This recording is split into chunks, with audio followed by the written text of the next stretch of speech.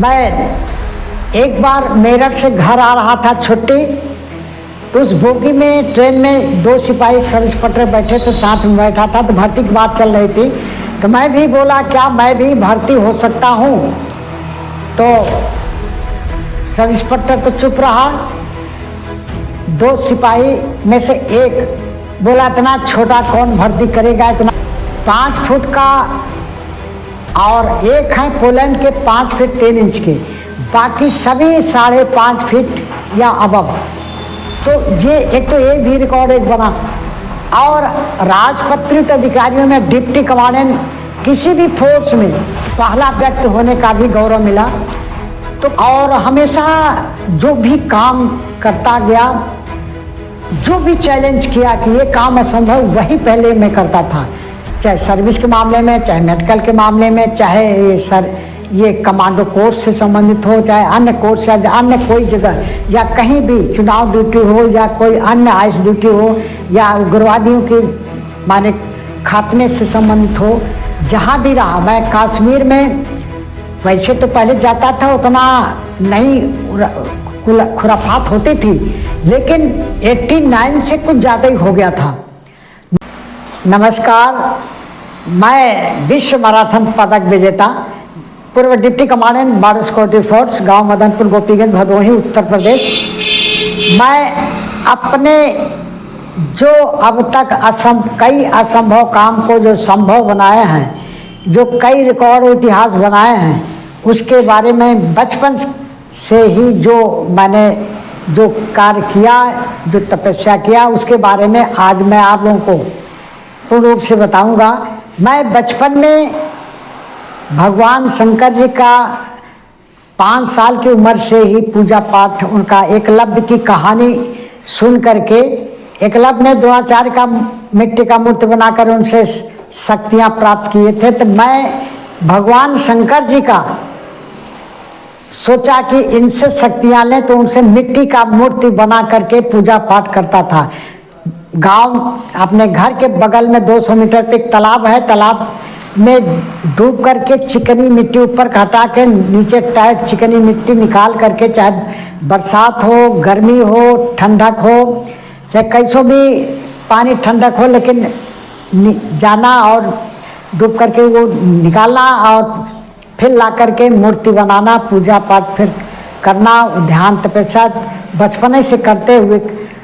तो school late हो जाता था जाने में, तो दौड़ करके स्कूल जाता था। तो प्राइमरी तो नज़दीक ही था, करीब 1.25 किलोमीटर करीब, और उसके बाद मिडिल जो है 5 किलोमीटर के लगभग, तो वो वहाँ दौड़ करके जाना और दौड़ करके आना, ये हमारा अभ्यास का तरीका था।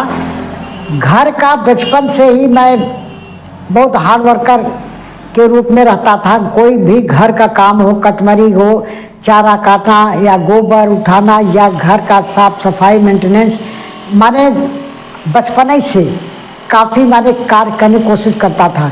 कोई भी काम दौड़ करके, हंसते हुए, दौड़ते हुए, खेलते हुए काम करता था। वो ये सिलसिला चलता रहा। पहले स्कूलों में दौड़ के बारे में कोई लाठी लेजम पीटी वगैरह होता था, ड्रिल वगैरह, लेकिन दौड़ का कंपटीशन नहीं होता था। 9th क्लास में पहुंचा हूं तब जा कर के दौड़ शुरू हुआ। उसमें अपने स्कूल में दौड़ में 400, 800, 1500 में दौड़ा और तीनों में फर्स्ट आया।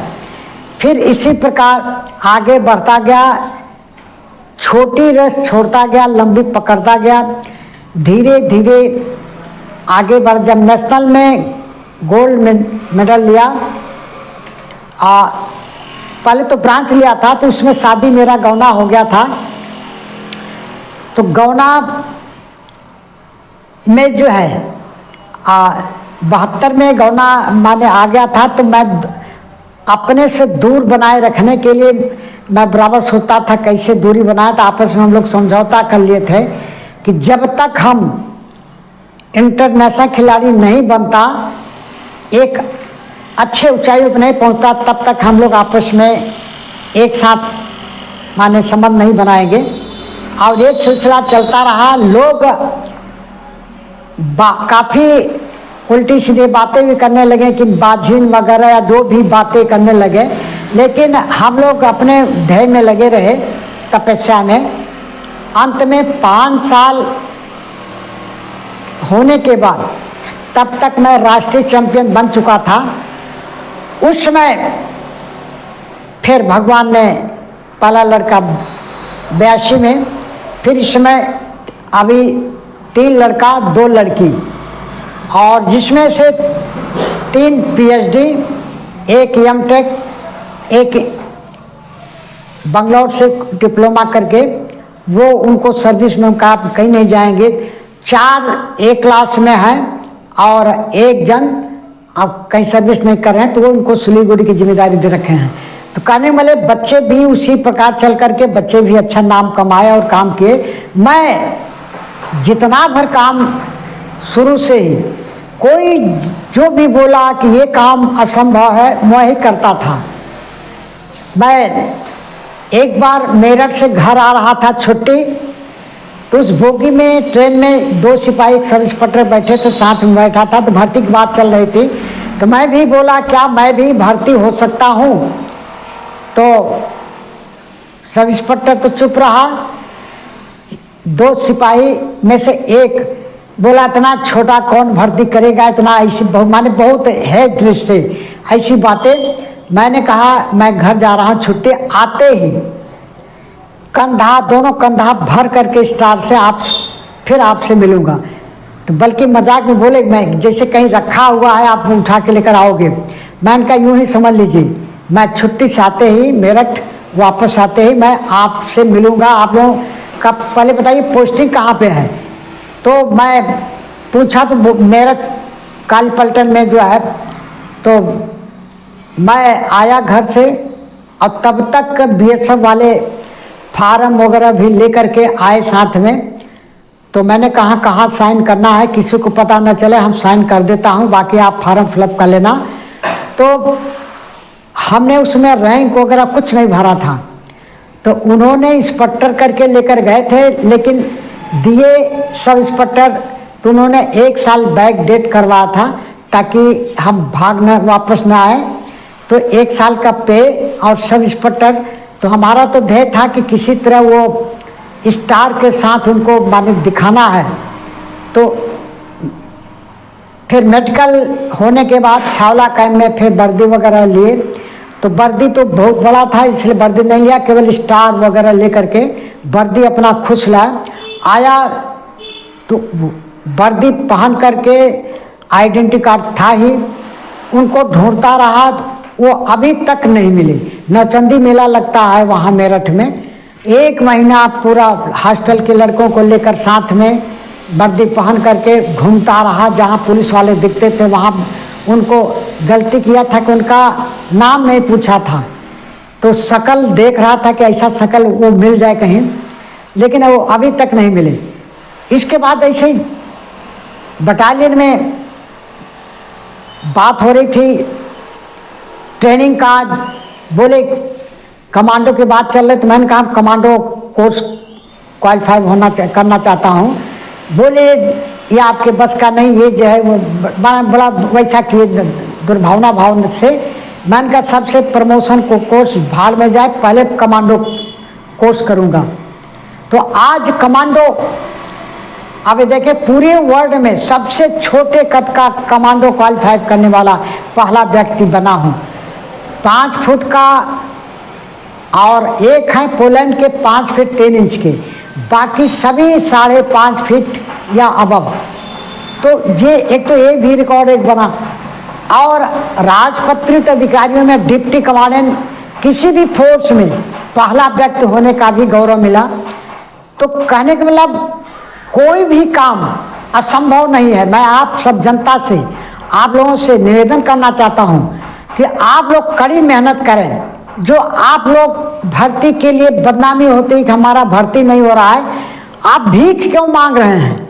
आप ऐसा काम करें, कड़ी मेहनत करें कि आप लोगों को कंपनियां हैं, सर्विस है, रेलवे है, आर्मी, टाटा जो भी हैं, अपने आप बुला के लेकर जाएंगे। और जब भर्ती का लेटर निकलेगा तो आप लोगों को ऑटोमेटिक वो बुलाएंगे और कोई रोकने वाला नहीं होगा भर्ती में जो है। मैं बचपन ही से हमेशा एक कोशिश किया कुछ ऐसे असंभव काम को करें जो संभव ना हो, और जो दूसरे के बनाए हुए रास्ते पे ना हम अपना खुद रास्ता एक बनाएं। जो भी काम किया एक अपना अलग ही नई ऊंचाई पे ले जाने वाले उस पे काम किया, और भगवान की कृपा से हमेशा जो भी कड़ी मेहनत से जहाँ भी जिस पे हाथ डाला सफलता मिलती गई, चाहे देश में हो या विदेश में, सर्विस में हो। सर्विस के दौरान हमेशा ऐसे जगह मांगने की कोशिश किया जहाँ पे बहुत टफ हो, उग्रवादियों का, खूंखार उग्रवादियों का, या जो भी, चाहे कश्मीर में रहा या त्रिपुरा में रहा या बंगाल में रहा, पंजाब में रहा, कहीं भी रहा, तो हमेशा एक अलग एंजॉय में रहता था कि एक अलग अपने कंपनी को लेकर के वादा करता था कि सेफ करके लाऊंगा, और उन उग्रवादियों को जहाँ से लोग पिट के आते थे या परेशान होके आते थे वहाँ पे कोशिश करता था जाने का, और खुल करके वो ड्यूटी निभाया जहाँ पे असंभव था, काम मुश्किल था। तो बाबा भोलेनाथ की कृपा थी, कई बार मैं 5 बार मृत्यु के मुंह से निकला हूँ।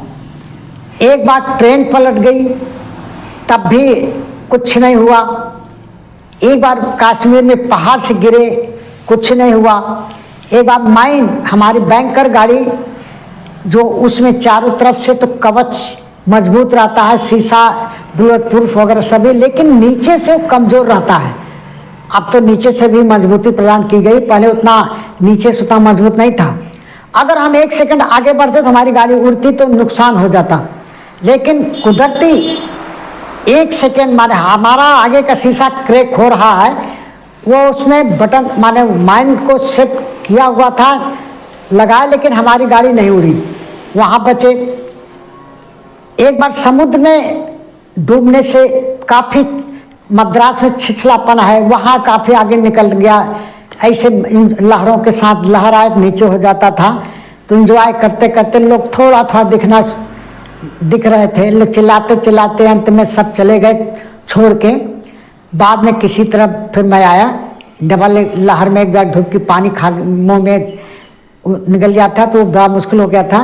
तो कहने का मतलब कई बार, एक बार ट्रक से सीधे ट्रक से हाथ से टकरा करके उसे साइड में गिर रहा हूँ, ट्रक के नीचे नहीं आ पाया। कई बार माइन में से के अलावा फायर में फंसे, कई बार एकदम अब मुश्किल था, लेकिन ये था कि ऊपर वाले कृपा से जो तपस्या मैं बचपन से किया था उसका बहुत बड़ा फायदा हुआ। मैंने हमेशा जो भी जहाँ भी रहा ऊपर वाले के साथ लिया रहता था। मेडिकल कराने जब दिल्ली लेकर के कर्नल चीमा आए थे मेरठ में, तो अपनी गाड़ी में बैठाए और वहाँ RK पुरम वहाँ पे मेडिकल होना था। तो डॉक्टर साहब, चीफ डॉक्टर और हमारे कर्नल चीमा साहब दोनों एक रूम में बैठ गए। तो जो हमारा मेडिकल जांच कर रहे थे, एक कंपाउंडर थे, तो वो पहले तो छाती वगैरह नापे, हाइट नापे, वेट वगैरह, तो बोले आगे का हिस्सा बोले वो भी देखेंगे। तो मैं गुस्सा लगी, मैंने कहा घंटा दिखाने मैं यहाँ नहीं आया हूँ, मैं कोई मेडिकल सर्टिफिकेट नहीं हुआ, कुछ नहीं। तो अंत में गुस्सा मानो तो वो नाराज होकर के वहाँ डॉक्टर साहब को शिकायत करने गया कि वो मेडिकल नहीं करा रहे हैं वो। तो डॉक्टर साहब पूछे और कर्नल साहब भी जो है कि उनका हाइट वगैरह चेस्ट वगैरह नाप लिए हो? बोले हाँ। बोले वो मेडिकल पहले पास है, नाराज कहीं हो गया तो वापस नहीं आएगा, वो चला जाएगा, फिर वो ज़्यादा छिड़कानी करने की कोई ज़रूरत नहीं। तो जो वापस आ रहे थे मैं पूछा कि और कुछ नापोगे? तो चुप। तो ये मेडिकल का भी एक माने हल्का कहानी था। और हमेशा जो भी काम करता गया, जो भी चैलेंज किया कि ये काम असंभव, वही पहले मैं करता था, चाहे सर्विस के मामले में, चाहे मेडिकल के मामले में, चाहे ये कमांडो कोर्स से संबंधित हो, चाहे अन्य कोर्स या अन्य कोई जगह या कहीं भी चुनाव ड्यूटी हो या कोई अन्य आइस ड्यूटी हो या उग्रवादियों के माने खात्मे से संबंधित हो जहाँ भी रहा, मैं कश्मीर में वैसे तो पहले जाता था, उतना नहीं खुराफात होती थी, लेकिन 89 से कुछ ज़्यादा ही हो गया था। 90 आते आते एकदम विकराल रूप पकड़ लिया था। तो उस समय मैं पहले जो जाता था तो केवल 3 महीने के लिए जाता था, स्पोर्ट्स के जरिए हम लोग का जो कैंप लगता था, तो उसमें वहाँ की देखता था क्या कैसा कश्मीर कैसा चल रहा है। लेकिन इस समय जब एक कमांडो कोर्स क्वालिफाई करने के बाद गया हूँ, तब एक अलग ही मज़ा ड्यूटी करने का आ रहा था। लेकिन जो हालत वहाँ देखा है, लोगों को मार काट, हिंदुओं के प्रति लोगों का, और तो ये जो भी चीज़ें, तो वो सब चीज़ें तो देखा। लेकिन मैंने अपने जीवन में कोई भी कार्य के लिए मना नहीं किया कि हम स्पोर्ट्समैन हैं, इंटरनेशनल खिलाड़ी हैं, हम ये नहीं करेंगे वो नहीं करेंगे, हम बॉर्डर पे नहीं, हम दिल्ली में रहना चाहते हैं। मैंने कभी दिल्ली में रहने की कोशिश नहीं किया। हमने हमेशा बॉर्डर से रह करके नेशनल चैंपियन बनता रहा। और इंटरनेशनल में जब मेडल लिया तो मैं बॉर्डर से ही आया था। केवल बॉर्डर से आने के बाद 3 महीने कैंप में रहा, बाकी हमेशा बॉर्डर पे ही रहा।